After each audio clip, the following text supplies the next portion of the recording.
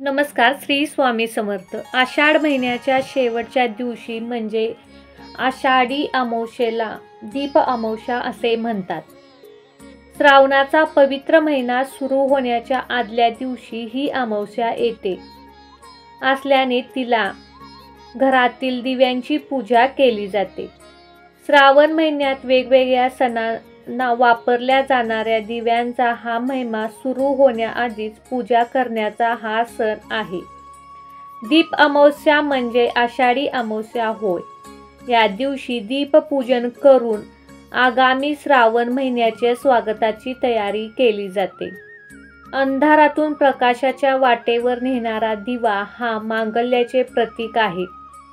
त्यामुळे अनेक चांगल्या वाईट प्रसंगामध्ये आपल्या संस्कृतीत दिव्याला विशेष महत्त्व आहे. मांगल्य समृद्धी आपल्या आयुष्यामध्ये नांदावी या प्रेरणेने आषाढ महिन्याच्या शेवटच्या दिवशी दीपपूजन करून दीप अमावस्या साजरी केली जाते.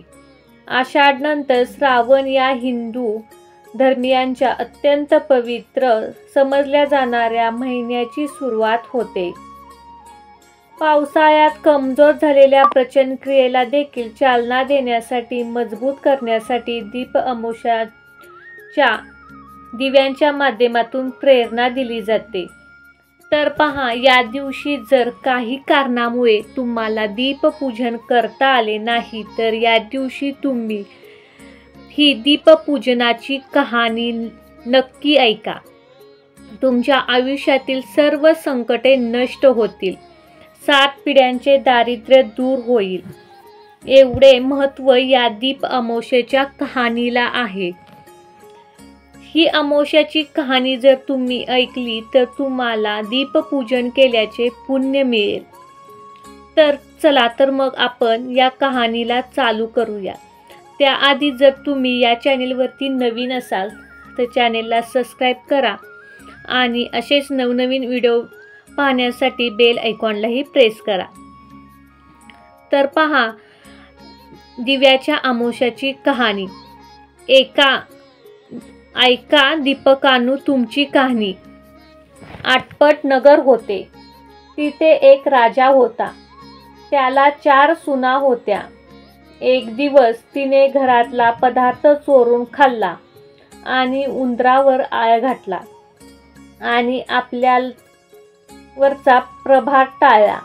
इकडे उंदराने विचार केला की हा आपल्यावर उगाच आळ आला आहे, तेव्हा आपण हिचा सूड घ्यायचा. म्हणून सर्वांनी विचार केला. रात्री तिची चोळी पाहुण्यांच्या हातरुणात नेऊन टाकली. दुसरे दिवशी तिची फजिती झाली. सासूदिराने निंदा केली. घरातून तिला घालवून दिली. तिचा रोजचा नित्यनेम रोज दिवे घासून तेलवाट करायची. दिवे स्वतः लावते. खडीसाखरेने त्यांच्या ज्योती सारवे. दिव्याच्या अमावस्येच्या दिवशी त्यांची चांगली पूजा करावी व चांगला नैवेद्य दाखवावा. ती घरातून गेल्यावर हे सर्व बंद पडले. पुढे अमावस्या आली. त्या दिवशी दिव्यांची अमावस्या होती.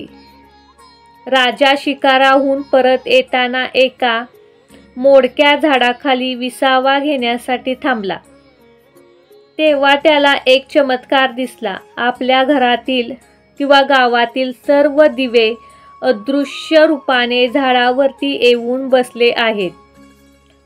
पण व कोणाच्या घरी जेवावयास काय केले आहे व कशी पूजा मिळाली वगैरे आपसात एकमेकांशी चौकशी चालली होती. सर्व दिव्यांनी आपापल्या घरी घडलेली हकीकत सांगितली. शेवटी राजाच्या घराचा दिवा आपली हकीकत सांगू लागला. बाबांनो, काय सांगू, मी या गावच्या राजाचा घरचा दिवा. दरवर्षी सर्व दिवसात मी मुख्य असायचा, पण यंदा माझ्यासारख्या अभागी दिवा कोणी नसेल. मला फार कष्टात दिवस काढावे लागत आहेत. त्याला कारण असे की राजाला एक सून होती. तिने एक दिवस घरातला पदार्थ चोरून खाल्ला व प्रसाद टाळण्यासाठी उंदरावर आळ टाकला.